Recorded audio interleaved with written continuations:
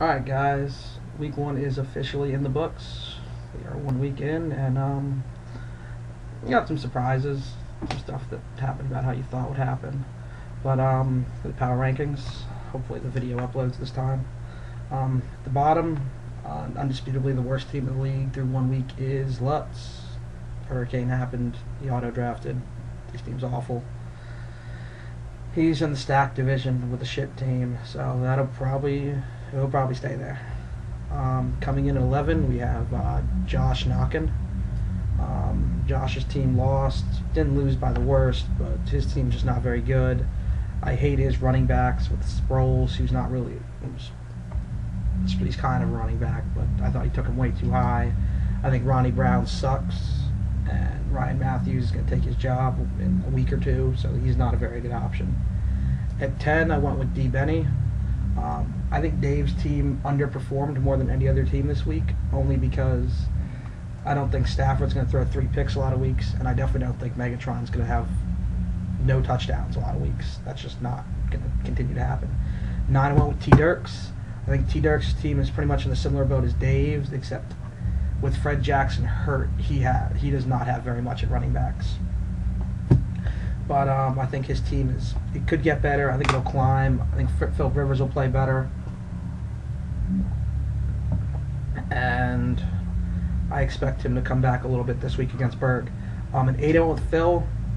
Phil's team put up a decent amount of points, but only because I don't think Matt Ryan's going to put up 31 every week. I wouldn't bank too much on him raising very much. 7, I went with Perkins. Perkins won, but I still don't like his team. I still don't like Flacco. I still don't like... He reached for Frank Gore. Gore had a big week, but he still reached for Gore to get him. And, I mean, Victor Cruz will play better. Some of his other guys could have bounce-back weeks, but I'm going to beat Josh. I mean, any team could really win that other division. The other division's pretty terrible. At 6, well, how the mighty have fallen. We have Youngberg falling from 1 to 6 with his opening week defeat. His running backs are awful. It's mind blowing that you can get 17, 17, and 22 from your wide receivers and lose. But Youngberg found a way. He picked up a running back. He got Sean Green in a trade, but so he might be better. He might look better in the coming weeks going forward, but we'll have to see about that. For now, he's at 6. At 5, I went with Chase, aka Dr. Faggot. Chase, his team won. I hate him having Vic as a quarterback. He's going to get hurt, and he threw 4 picks last week. But Adrian Peterson looks healthy. MJD looks healthy, so you can't knock Chase's team. I think his team is solidly in the middle, because I don't think it can go any higher because he's got Vic as a quarterback and his receivers are average. But on the same time, I don't think he can go very lower, because if MJD and AP are healthy, those are 2 first-round running backs, and if they're both performing, they're both going to get a ton of carries once they're into the swing of things, and they'll just play well and carry the team. At 4, I went with Eric. Eric's team's pretty solid. A-Rod is a monster, obviously. He's automatic week in, week out. Darren McFadden looked great on Monday night. The Raiders' offense is going to run through him. Reggie Bush, I don't like. His receivers they're pretty good. He's a pretty solid team. The biggest jump, obviously, was made by number 3 of our week 1 leading scorer, Dom. His auto-drafted team went off for him across the board. I mean, he got high teens from his kicker. He got 20 points from Kevin Smith. Kevin Smith.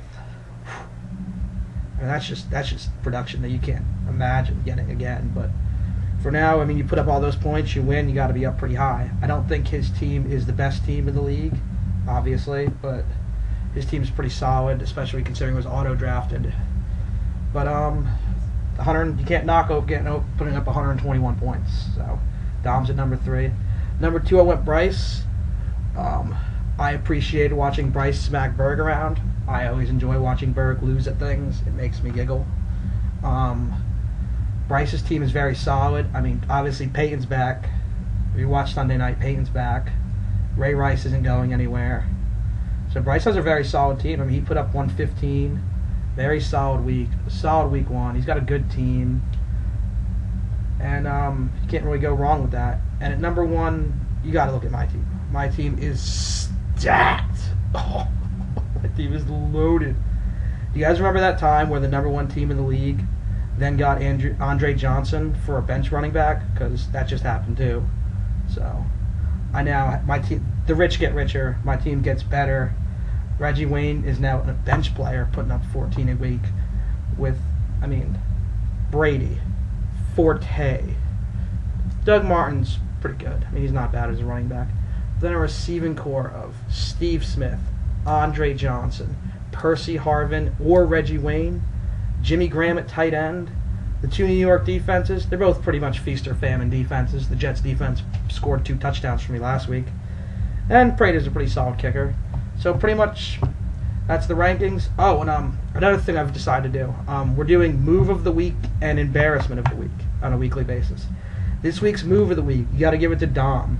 Playing Kevin Smith over Willis McGahee. And Kevin Smith went off for 20, and McGahee only got him 4 points on the bench. I wouldn't have done it, so you got to give him credit for that. And the Embarrassment of the Week is Youngberg's running backs. He got 1 point from Toby Gerhart and 1 point from Beanie Wells for a grand total of 2 points. That's awful. I don't think I've ever seen anything quite like that. 2 points? Toby Gerhart, you really think he was going to get you a lot of points? Fucking clown. Alright, well that's about it for this week. I hope you enjoyed the rankings. And good luck to all of you going forward and trying to beat me. I wish you luck.